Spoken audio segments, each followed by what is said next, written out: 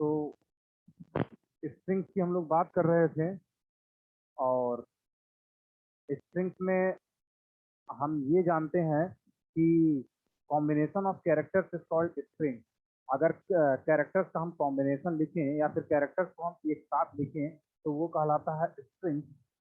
और sequence of character से बोल सकते हैं स्ट्रिंग या फिर कलेक्शन ऑफ कैरेक्टर से बोल सकते हैं हम स्ट्रिंग। ठीक है, तो ये चीजें बताई गई थी। और उसके बाद creating a string. Creating a string का मतलब ये है, क्रिएटिंग अ स्ट्रिंग इसका मतलब ये है कि अगर एक कोई वेरिएबल अगर एक कोई वेरिएबल है उसमें हम अगर एक कोई वेरिएबल है और उसमें हम स्ट्रिंग की वैल्यू लेते हैं और उसके बाद उसको हम कैसे प्रिंट करवाते हैं, वो हो गया क्रिएटिंग अ स्ट्रिंग, जो उस दिन बताया गया था। स्ट्रिंग जो है हम उसको विद इन सिंगल कोट पे लिख सकते हैं, विद इन डबल कोट पे लिख सकते हैं, इवन पाइथन में स्ट्रिंग को हम ट्रिपल कोट के अंदर भी लिख सकते हैं। ये चीज बताया गया था। ठीक है, उसके बाद बात किया गया था लेंथ ऑफ द स्ट्रिंग। तो लेंथ ऑफ द स्ट्रिंग की जगह बात किया गया था इनबिल्ट फंक्शंस इन पाइथन। कितने इनबिल्ट फंक्शंस पाइथन में बताया गया था? लेंथ ऑफ द स्ट्रिंग की जगह बात किया गया था इनबिल्ट फंक्शंस इन पाइथन। कितने इनबिल्ट फंक्शंस पाइथन में बताया गया था? कितने और कौन कौन से इनबिल्ट फंक्शंस पाइथन में बताया गया था? इनबिल्ट फंक्शंस का मतलब इनबिल्ट फंक्शंस का मतलब ये वो फंक्शंस इनबिल्ट फंक्शंस का मतलब होता है वो फंक्शंस जो पाइथन के लाइब्रेरी में ऑलरेडी इंस्टॉल्ड है, जो पाइथन के लाइब्रेरी में अवेलेबल है। इसका मतलब ये हो गया कि हमें उसको क्रिएट करने की जरूरत नहीं है। हमें उसको क्रिएट करने की जरूरत नहीं है, बस हम उसका नाम ले लें। नाम लेने के बाद उसका हम नाम यूज कर ले। अब सब लोग आंसर देंगे। पाइथन में कितने इनबिल्ड पाइथन में कितने इनबिल्ड फंक्शंस बताया गया था और कौन कौन से?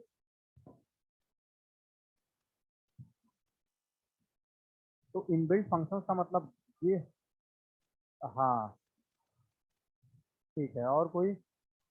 इनबिल्ट फंक्शंस का मतलब वो होता है कि ऐसे फंक्शन जो पाइथन के लाइब्रेरी में अवेलेबल हैं, बस उनका नाम लिख के हम उसको यूज कर सकते हैं।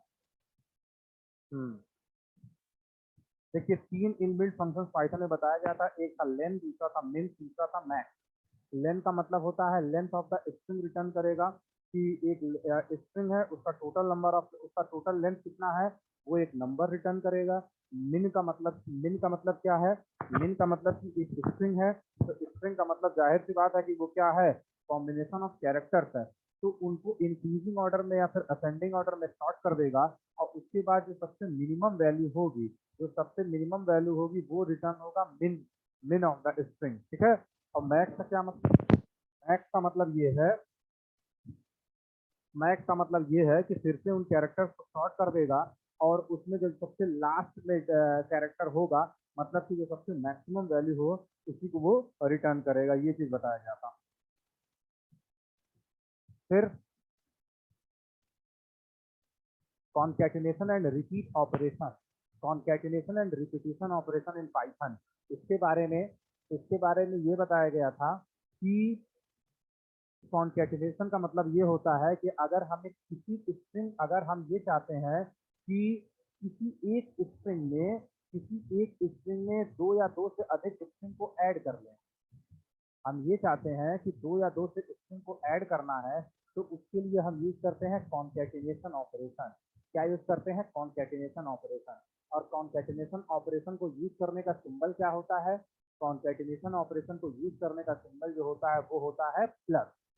प्लस से हम किसी भी प्लस से हम नंबर ऑफ स्ट्रिंग्स को कॉन्कैटिनेट कर सकते हैं। कॉन्कैटिनेट करने का मतलब ये है कि हम उसको जोड़ सकते हैं, हम उसको एक के साथ एक जोड़ सकते हैं। ठीक है, तो ये है आपका कॉन्कैटिनेशन ऑफ स्ट्रिंग। उसके बाद बताया गया था रिपीटिशन ऑपरेशन या फिर repeat operation in string. Repeat operation का मतलब ये है कि कभी कभी ये होता है कि कुछ एक स्ट्रिंग है, हम चाहते हैं कि उसको more than one time print हो। तो उसके लिए या तो हम लूप लगाएं या तो हम लूप लगाएं या तो रिपीटेशन ऑपरेशन में हम यूज कर सकते हैं। रिपीटेशन ऑपरेशन जो है वो एस्टेरिस्क सिंबल से यूज होता है। एस्टेरिस्क सिंबल से अगर किसी एक स्ट्रिंग को हमें 6 बार लिखना है या 6 बार प्रिंट करवाना है तो हम क्या लिखेंगे, हम लिखेंगे स्ट्रिंग का नाम, उसके बाद एस्टेरिस्क 6। ठीक, ये है आपका रिपीटेशन ऑपरेशन। जैसे ये था, ये रिपीटेशन है। अब उसके बाद indexing and slicing of string, इसमें कहाँ तक हुआ था? Indexing and slicing of strings में कहाँ तक हुआ था?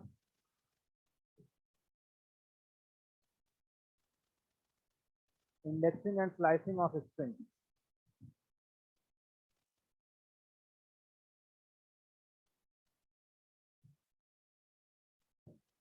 अच्छा, रिपीटेशन तक हुआ था, अभी इंडेक्सिंग एंड स्लाइसिंग नहीं बताया गया था। चलिए ठीक है। देखो, इंडेक्सिंग एंड स्लाइसिंग में अगर हम बात करें इंडेक्सिंग ऑफ स्ट्रिंग्स का, इंडेक्सिंग का मतलब ये होता है कि जो स्ट्रिंग है या फिर जो स्ट्रिंग के एलिमेंट्स हैं उनको इंडेक्स नंबर प्रोवाइड करना या उनकी नंबरिंग करना, उनकी नंबरिंग करना। ठीक है, और नंबरिंग जो स्टार्ट होती है, स्ट्रिंग्स की जो नंबरिंग स्टार्ट होती है या फिर स्ट्रिंग का जो इंडेक्सिंग स्टार्ट होता है वो स्टार्ट होता है जीरो से। वो किससे स्टार्ट होता है? जीरो से, है ना। तो इसका मतलब अगर टोटल नंबर ऑफ एलिमेंट 6 है, टोटल नंबर ऑफ एलिमेंट 6 है तो नंबरिंग कहाँ से कहाँ तक होगा? जीरो से लेके 5 तक, जीरो से लेके 5 तक। ये होता है इंडेक्सिंग ऑफ स्ट्रिंग। किसी एक एलिमेंट को एक्सेस करने के लिए, किसी एक एलिमेंट को एक्सेस करने के लिए स्ट्रिंग का नाम, स्ट्रिंग का नाम और ब्रैकेट के अंदर स्ट्रिंग का नाम, उसके बाद स्क्वायर ब्रैकेट के अंदर उसका इंडेक्स वैल्यू। क्यों? अगर एक कोई स्ट्रिंग S1 है, सबकी चैट बॉक्स में गया होगा, अगर एक कोई स्ट्रिंग S1 है, इसके हमें फोर्थ एलिमेंट को एक्सेस करना है तो हम कैसे लिखेंगे? अगर एक कोई स्ट्रिंग S1 है, अगर इसके हमें फोर्थ एलिमेंट को एक्सेस करना है तो हम कैसे लिखेंगे? हाँ ठीक, और कोई? एक एलिमेंट S1 है, अगर हमें इसके फोर्थ एलिमेंट को एक्सेस करना है,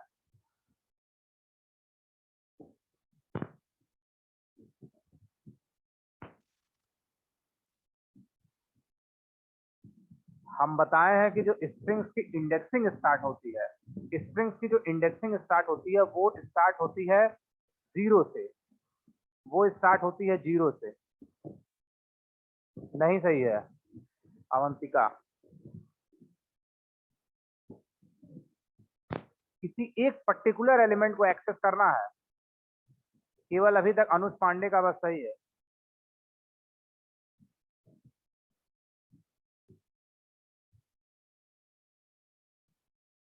देखो, सबसे पहले जो इंडेक्सिंग होती है, इंडेक्सिंग होती है स्क्वायर ब्रैकेट के अंदर, स्क्वायर ब्रैकेट के अंदर। ठीक है, हम बार बार बोल रहे हैं कि जो इंडेक्सिंग होती है वो होती है जीरो से स्टार्ट, वो होती है जीरो से स्टार्ट। तो अगर हमें फोर्थ एलिमेंट को एक्सेस करना है, अगर हमें फोर्थ एलिमेंट को एक्सेस करना है तो S1 है और उसके बाद हमें फोर्थ एलिमेंट का मतलब कि 3, ये होगी इसकी इंडेक्सिंग। ये क्या होगी? इसकी इंडेक्सिंग। ठीक है, तो देखते हैं इसको। Any string object being sequence of character, sequence of characters होता है ये string, is associated with positional parameters called index, indices in plural. Using these indices, we can count number of items in the string, often called a length of a string.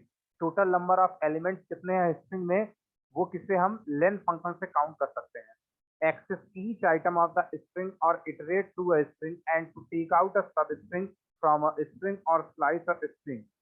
As you might have thought about these indices start from offset 0, है ना, zero से start होता है, beginning from left, and string items can be accessed using a very popular syntax, string name और string name, उसके बाद square bracket के अंदर जो इंडेक्स वैल्यू हमें देनी है। Thus string name 0 is the first string item and string name 3 is the fourth one। ठीक है, ये नोट्स आपको दिया जा चुका है ग्रुप में, और आज ये आपका थर्ड यूनिट का सेकंड पार्ट कंप्लीट हो जाएगा। अब इसके बाद जब नेक्स्ट लेक्चर होगा तो उसमें थर्ड यूनिट का थर्ड पार्ट स्टार्ट किया जाएगा। String objects do support negative indexing with which we can access element from the end of the string. अगर हमें पीछे से एलिमेंट लेना है तो उसके लिए हम नेगेटिव इंडेक्स यूज करेंगे। Instead of beginning of the string, this is useful when you have a really long string like 41 characters long and have to access the third last element. In this case, if you do not prefer to use negative index, you must know the length of the string. Length of a string can be determined by passing string to length function, जो बताया गया है। With the string length known to you can start counting through the string items till you reach the third last element, जो वही string name 30 है। As an alternative, you can use -3 as the offset to access the same item in list word. String name -3 make more sense than string name 38. देखते हैं इसको programming के help से। ये सीधे सीधे वैल्यू रिटर्न करना है, प्री डिफाइंड स्ट्रिंग्स है, हमें वैल्यू रिटर्न करना है तो हम सीधे सीधे पाइथन के सेल पे काम कर सकते हैं या पाइथन के मास्टर पेज पे काम कर सकते हैं। कोई अनटाइटल्ड डॉक्यूमेंट खोलने की जरूरत नहीं है इसमें। अगर एक कोई स्ट्रिंग s1 है जिसकी वैल्यू है पाइथन एरर दे रहा है। क्यों एरर दे रहा है? एक स्ट्रिंग s1 हम डिफाइन किए हैं जिसकी वैल्यू हम पाइथन दे दिए, तो ये एरर दे रहा है। क्यों एरर दे रहा है?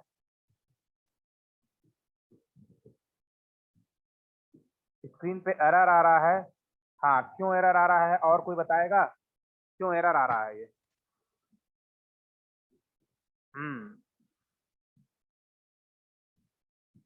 और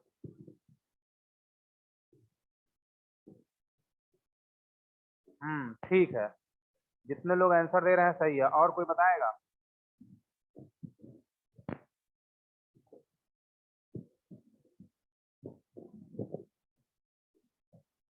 ये हम s1 इक्वल्स टू पाइथन जैसे ही लिए इंटर प्रेस किए उसके बाद तुरंत ये एरर दे रहा है। क्या मतलब है इसका? जल्दी जाना जाए तो उसके आगे पढ़ा जाए फिर।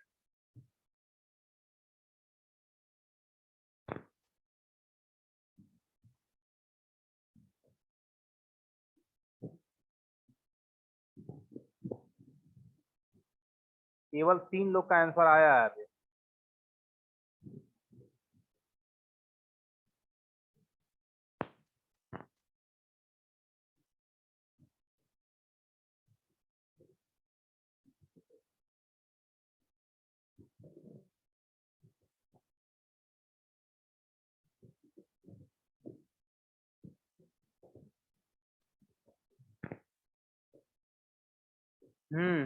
ठीक है।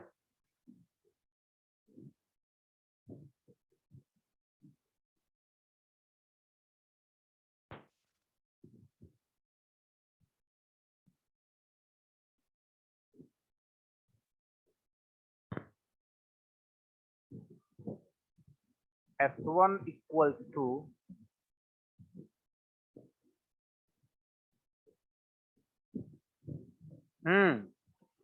अनुज पांडे दिख रहा होगा।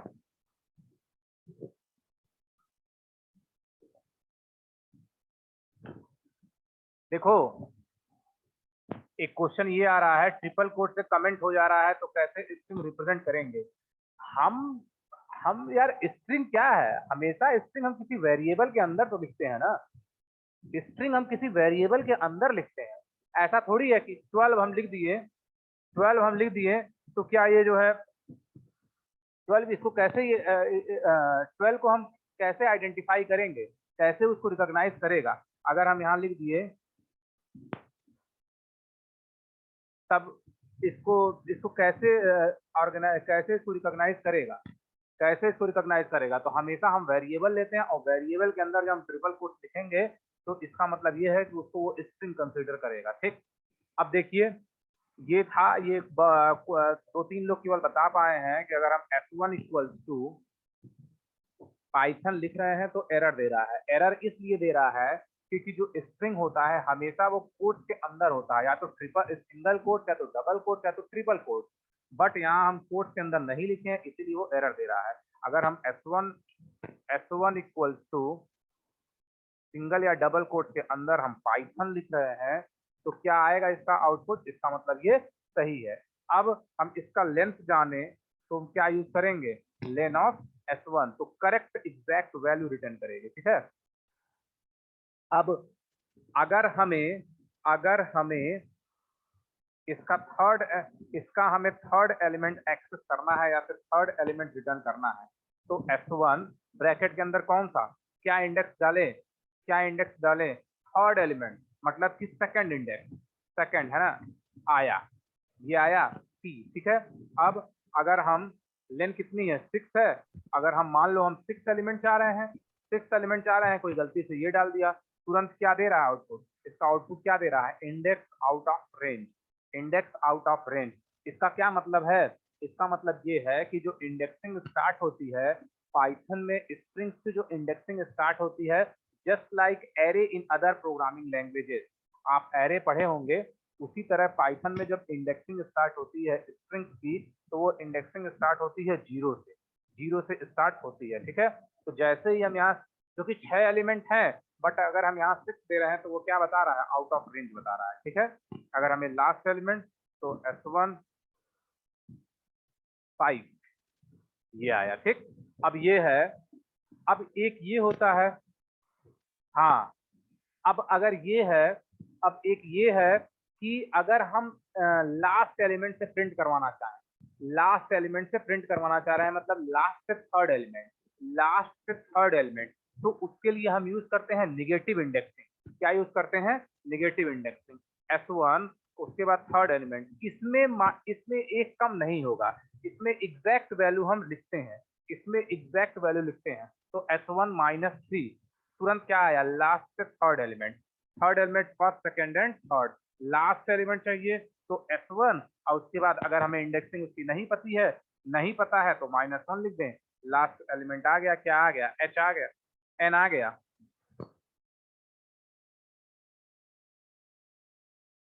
हाँ N आ गया, ठीक। तो ये है आपकी निगेटिव इंडेक्सिंग। अगर हमें लास्ट से सेकंड एलिमेंट चाहिए तो S1 स्क्वायर ब्रैकेट के अंदर -2, तो लास्ट से सेकंड एलिमेंट, तो ये है आपका इंडेक्सिंग इन पाइथन, ठीक। अब देखिए उसके आगे, इसको पढ़ लें, फिर उसके बाद एक एक एलिमेंट को एक्सेस करने का कैसे होता है। अच्छा, आप कोई बताएगा स्लाइसिंग क्या होता है, स्लाइसिंग ऑफ द स्ट्रिंग क्या होता है।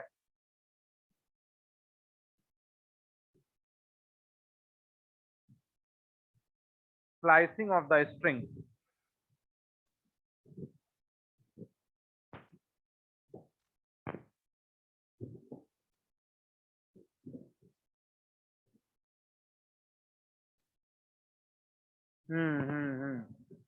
अवंतिका ठीक है, आंचल नहीं, ठीक है, अनुष्मान, और कोई बताएगा।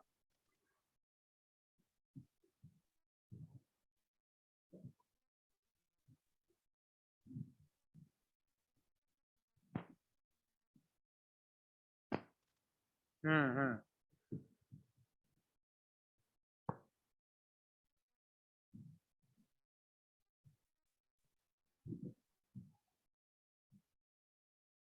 देखो, स्लाइसिंग ऑफ स्ट्रिंग का मतलब होता है कि, नहीं, स्लाइसिंग ऑफ स्ट्रिंग का मतलब ये होता है कि जो एक स्ट्रिंग है उसके अगर हमें सब स्ट्रिंग को प्रिंट करना है तो उसके लिए हम यूज करते हैं स्लाइसिंग ऑफ स्ट्रिंग या फिर स्ट्रिंग स्लाइसिंग। अगर मेरे पास एक स्ट्रिंग है, उसका हमें पर्टिकुलर पार्ट प्रिंट करना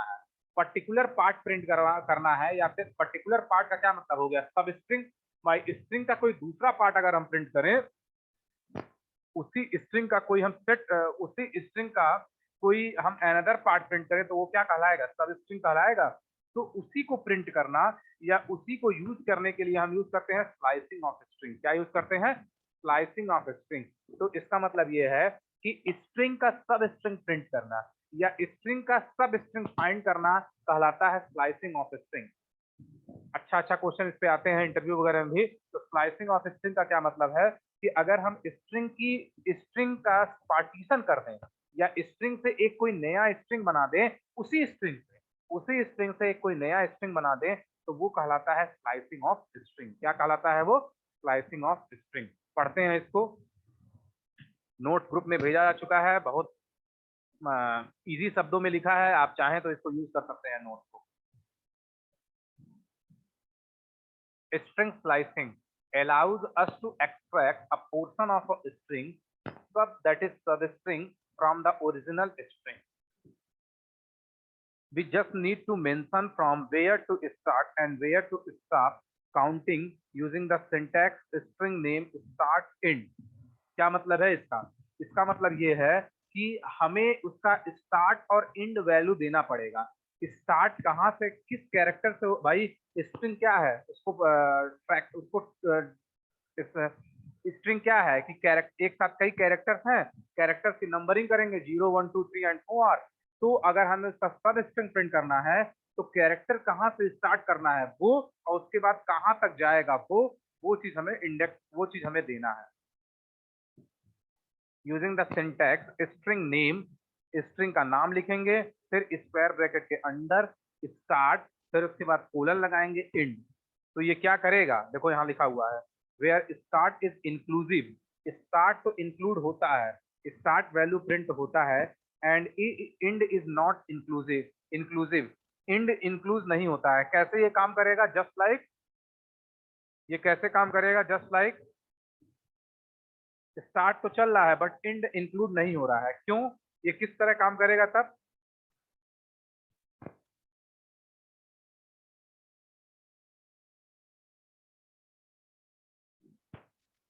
हाँ ये काम करेगा एज अ रेंज फंक्शन, जैसे रेंज नहीं चलता था उसी तरह ये।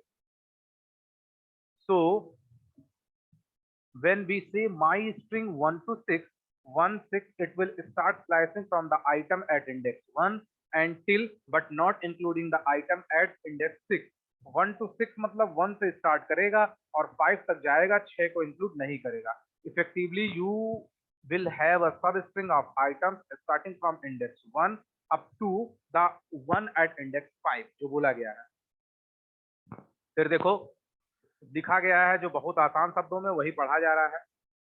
If we do not mention the end index, we would get a substring starting at index start till the end। अगर हम end index end वैल्यू नहीं दिए हैं, अगर हम end वैल्यू नहीं दिए हैं तो वो start index से चलेगा, start वैल्यू जो दिए हैं वहां से चलेगा और लास्ट तक एलिमेंट को प्रिंट करेगा। अगर मान लो 10 एलिमेंट है, स्टार्ट की वैल्यू हम 3 दे दिए हैं और एंड की वैल्यू हम नहीं दिए हैं, तो वो 3 से स्टार्ट करेगा, इंडेक्स वैल्यू 3 से स्टार्ट करेगा और कहां तक जाएगा, 10 तक। Similar is the case when we do not mention start index, we would get a substring starting from the item at index 0 till the one at index end। इसका मतलब वही है कि ये सिमिलर केस किसके केस में भी होता है, अगर हम स्टार्ट वैल्यू नहीं दिए हैं तो वो 0 से स्टार्ट करेगा और इंडेक्स एंड वैल्यू जो जहां तक है वहां तक उसको प्रिंट करेगा। Apart from start and end, we have an optional parameter here, step, which gets added to the index when an item is extracted from the string. So string name start and step gives every step element in the string name starting with the item at index start till but not including item at index end।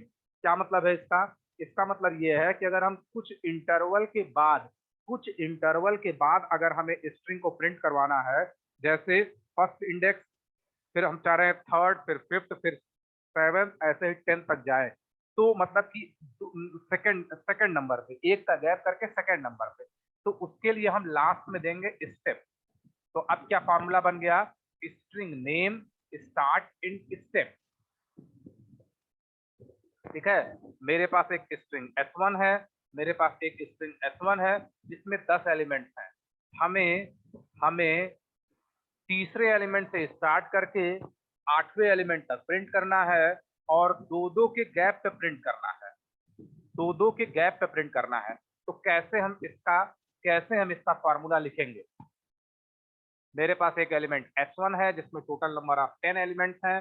Third element से लेके 8वें element तक print करना है दो दो के gap के बाद, दो दो के इंटरवल पे। तो हम कैसे इसको लिखेंगे जल्दी?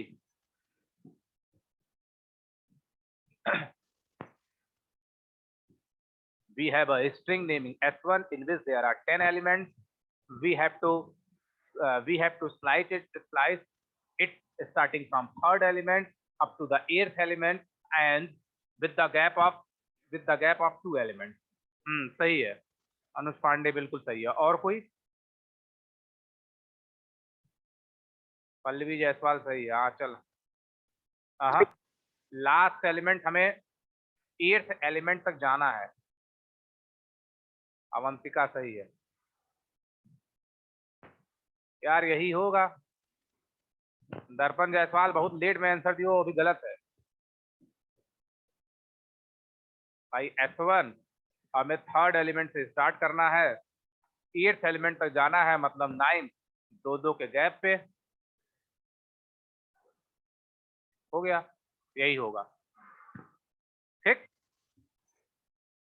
अब हम इसको अब हम ये जो लिखा हुआ है प्रोग्राम, इसी पे काम कर लेते हैं, इसी पे काम कर लेते हैं।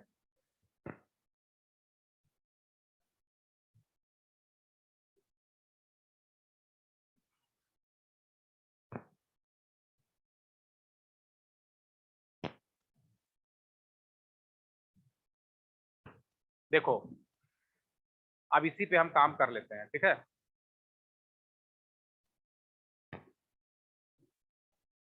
एक स्ट्रिंग है माई स्ट्रिंग, जिसकी वैल्यू है कोड निंजा डॉट इन।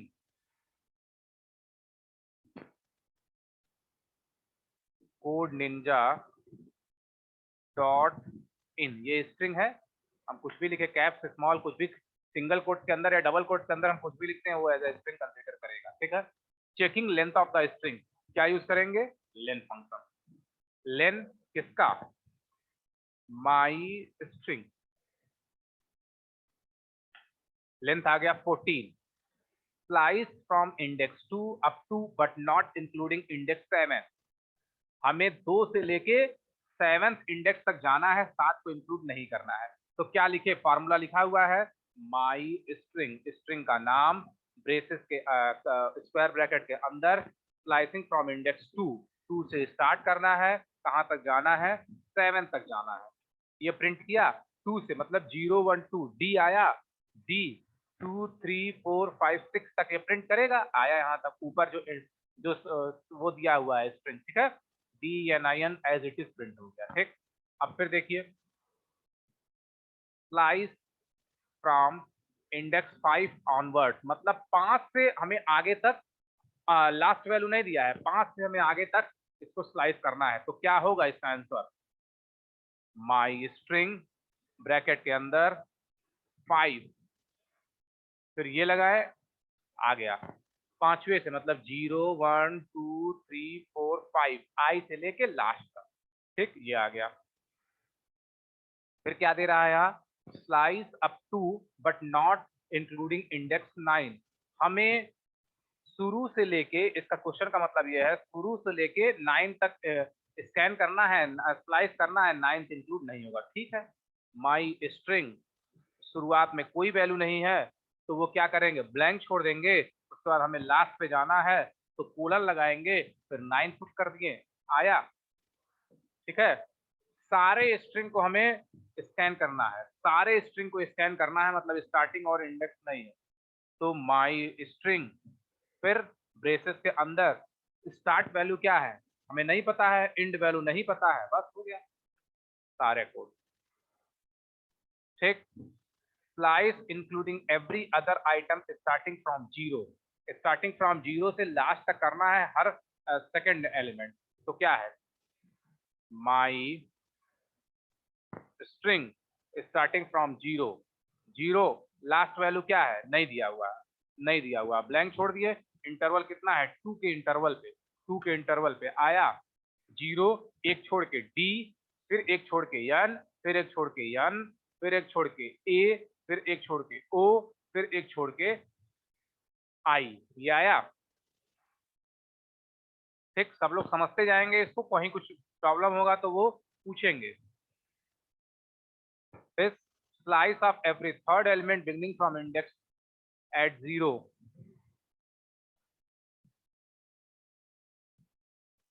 तो my string 0 कोई वैल्यू दे दिया 8 एवरी थर्ड एलिमेंट, तीसरे पे आया स्ट्रिंग रिवर्सल विद स्टेप -1, मतलब कि पीछे से उसको, मतलब कि उसको रिवर्स ऑर्डर में वो करना है, स्कैन करना है। तो बाय रिवर्स ऑर्डर के लिए हमें पता है, हमें रिवर्स ऑर्डर के लिए पता होता है कि इंडेक्सिंग निगेटिव होता है। माई स्ट्रिंग, शुरू की वैल्यू नहीं पता, लास्ट की वैल्यू नहीं पता, -1 पलट दिया उसको, उस स्ट्रिंग को क्या किया, उस स्ट्रिंग को ये पलट दिया या फिर रिवर्स कर दिया। फिर उसके बाद क्या है, slice counting backward starting at index 7, 7 से लेके 2 तक स्कैन करना है, 2 इंक्लूड ना हो, तो क्या हो जाएगा, माई स्ट्रिंग 7 से स्टार्ट हुआ, फिर 2 तक गया, फिर एवरी सेकेंड एलिमेंट -2, ये आया JIE। ठीक है, तो ये आपका है स्लाइसिंग ऑफ स्ट्रिंग। तो ये आपका थर्ड यूनिट का सेकंड पार्ट कंप्लीट हो गया।